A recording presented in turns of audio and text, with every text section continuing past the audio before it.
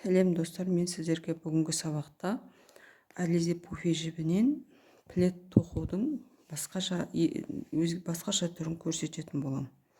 Ол үшін өзіңізге керекті көлемді өлшеп алып, сантиметрмен петляларын соған лайықтап санап аламыз. Және айта кететін жайт, жұп болғаны дұрыс бұл неде. Бұл плед тоққан кезде петляларымыздың жұп болғаны дұрыс. Мен бұл қазір сіздерге 10 петлямен тоқып көрсетемін. 4-5. Бұл пледте қалай тоқимыз? Міне қараңыздар. Петляларды бір-бірінің үстіне шығарып, жұмыс петляларын кезекпе-кезек өткіземіз. Міне. Мінекей, бірінші петлядан өткіздім. Екінші петля.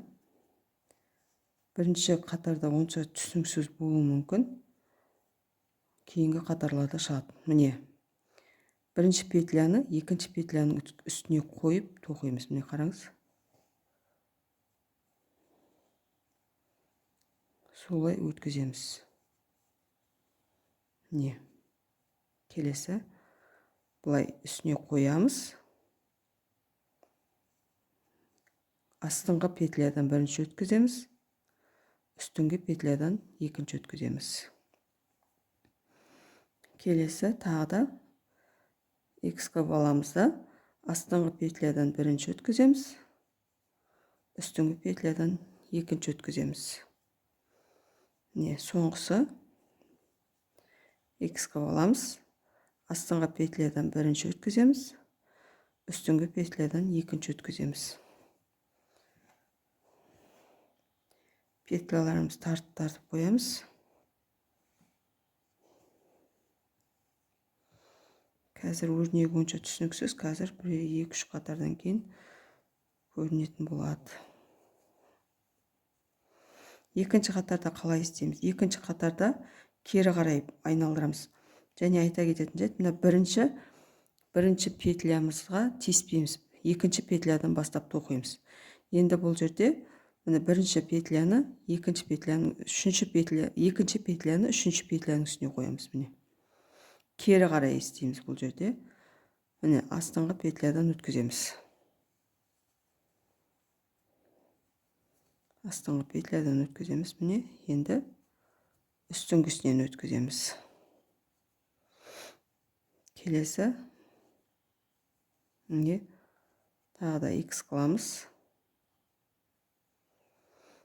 Астыңғысынан өткіземіз. Үстіңгісінен өткіземіз. Тағы да X қыламыз. Астыңғысынан өткіземіз. Үстіңгісінен өткіземіз.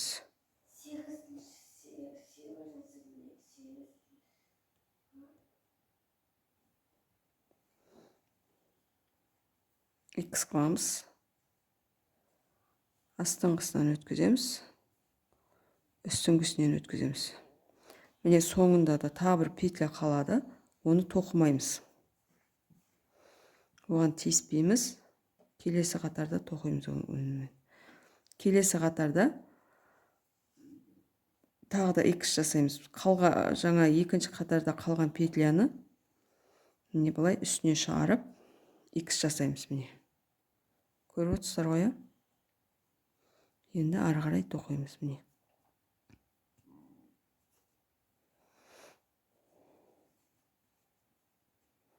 Міне. X жасаймыз. Астыңғы петлядан бірінші өткіземіз. Үстіңгі петлядан екінші өткіземіз. Тағы да X жасаймыз. Астыңғы петлядан бірінші. Үстіңгі петлядан екінші өткіземіз. Мінекей тағы да.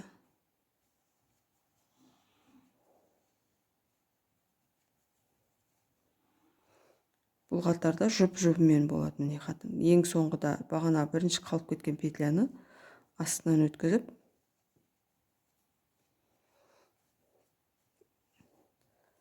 үстіңгіден мен соңында өткіземіз.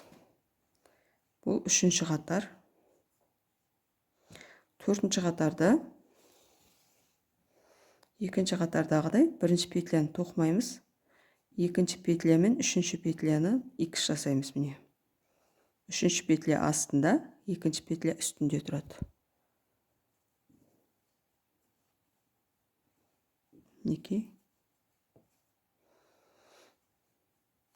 Міне, икс жасаймыз.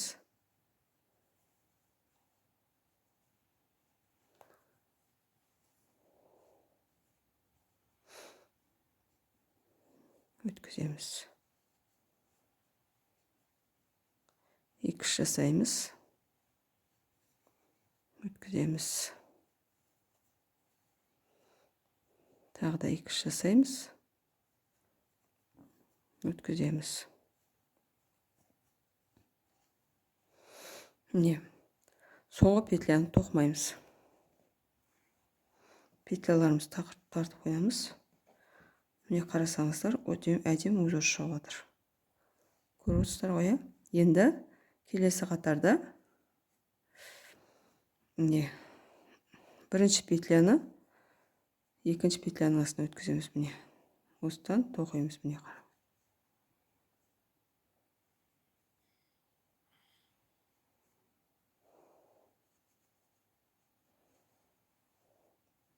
Жоқ, керісінше тоқып жатыр екен. Бірінші петляны үстіне шығарамыз. Екінші петляны астынан өткіземіз. Міне шатасып кеттім. Кешіресіздер. Узордың түріне қарап отырмасаңыздар, осылай шатасып кетесіздер. Міне үстіне астына.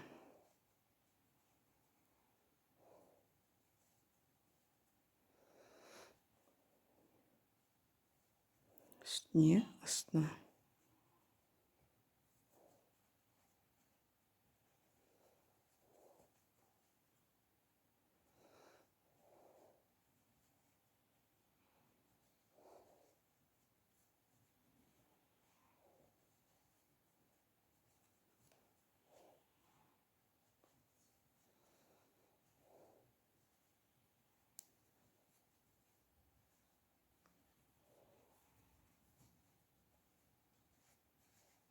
Осылай тоқисыздар. Енді бұл жерде айтатын зат, көлеміне қарасаңыздар, көлемі кішірейеді. Узор нығыз алып, плеттің несі көлемі кішірейіп қалады да. Сол үшін өлшеген кезде петляларыңызды артығымен алыңыздар. Өз көлемін шығару үшін. Аяқтаған кезде де міне бірінші петлядан екінші петляны өткізесіздер. Мынау аяқ соңғы мына басынан емес, мына жіп тұрған жақ, артық жіп қалған жағынан емес, мына соңғы жақтан бастаңыздар аяқтаған кезде. Міне келесі жіпті бүйтіп өткізіп, соңына дейін өткізіп шығасыздар. Міне.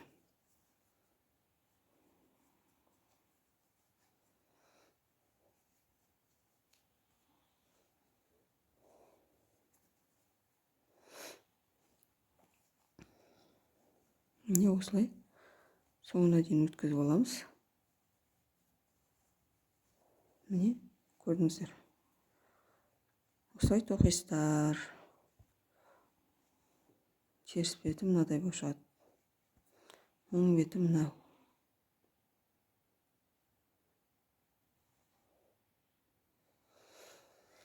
Егер менің көрсеткен өрнегім ұнаған болса, комментарияға өз ойларыңызды жазып, лайк басып кетіңіздер.